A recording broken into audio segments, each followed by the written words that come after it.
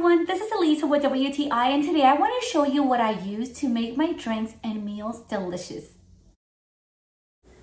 I've been loving this coconut milk. This is from Thai Kitchen. It's unsweetened and I love how creamy it is. Believe it or not, I love frothing it for my coffee.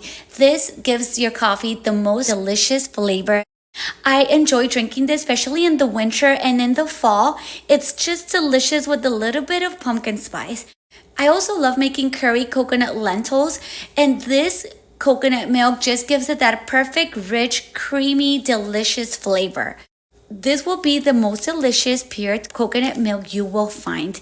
This is by Thai Kitchen Organic. You're going to see that this has organic coconut water. It has no sweeteners at all. If you like coconut milk in your drinks and meals, you definitely need to check this one out, and that is my point of view.